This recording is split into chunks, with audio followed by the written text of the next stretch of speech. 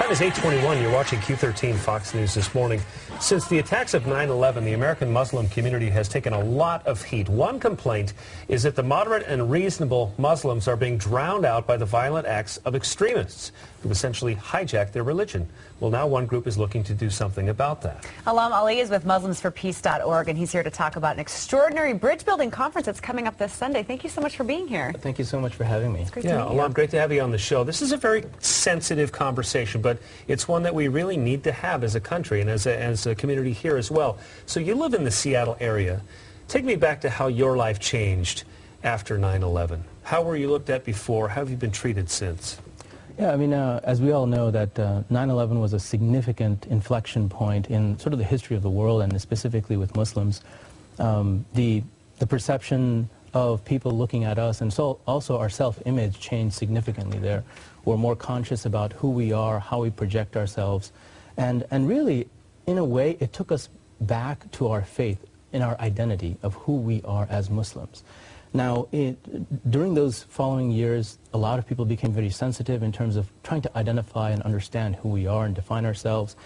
And I think it took us a little time to define who we are and then start to come out and say, this is what Islam is, right? And we know that, you know, people have hijacked this religion in terms of extremism. And so we are now speaking out and being very forthright about the truth of Islam. So can you break down for us what Muslims for Peace is all about, and what's going to be talked about? What's the focus of this Sunday's conference? So this Sunday's conference is around loyalty to one's country. We know that in our country, in the West, there are forces, negative forces, that are influencing the youth of the country, Muslims in the West, to go to extremes, right? And we even see examples of homegrown terrorism.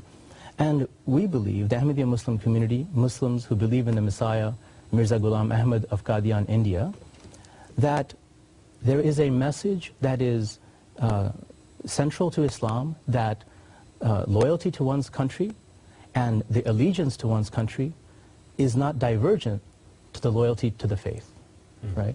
And that, in fact, not divergent, but it is central, that to be a Muslim, you must be loyal to one's country. So that's what this conference seeks to explore and explain to our Seattle community. Is that the big message that you want people to come away with? Because I think a lot of people don't understand what Islam is all about. Very briefly, what does Islam stand for, and how did it get so perverted by these extremist groups? Yeah. Islam, in a simple word, the word itself means peace. Peace and submission to our Creator. That is simply it. So when we look at the extremists taking this message, they're essentially taking a religious message and twisting it for political reasons and political gain, right? We know that there are two main forces within a human being that are very strong: love and hatred. Extremists choose to take the hatred side. We choose to take the love, right?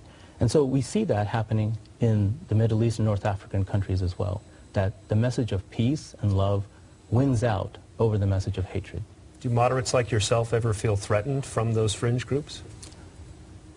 The question of whether we're threatened or not doesn't arise, because we believe in our message of peace, and that if people seek to do harm to us, well, we won't back off our message of peace and our message of love, which we firmly believe is the root of Islam.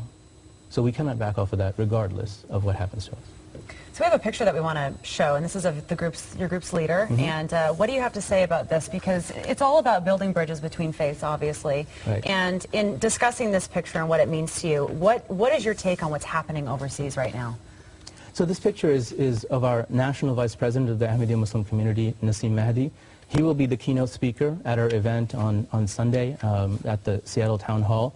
And this is with one of our Jewish rabbi friends at one of our Muslims for Peace conferences. And this really exemplifies the type of grassroots work that we've been doing throughout the country with our fellow religious colleagues who share a similar type of belief of peace and community building. So we're just about out of time. I've got to ask you quickly, though, what can we non-Muslims do about all this? I feel helpless when I see people being mistreated. What can I do? I think the key thing is to reach out to your Muslim neighbors. We live in the community, we're your neighbors. Reach out to us, get to know us, or get to know me as a person, my family, and then once you know us, then you can go out and spread the word to your neighbors, right? Who are these people truly? This is the only way and the true way to combat extremism in our community. Wow. Alam Ali, thanks so much for stopping by. Keep up the good work. Thank you so much. It's great to see you. Thanks so much. And the Muslims for Peace Conference is going to be, as Alam said, Sunday evening, 5 o'clock, Town Hall here in Seattle. If you want to get more information, go to townhallseattle.org.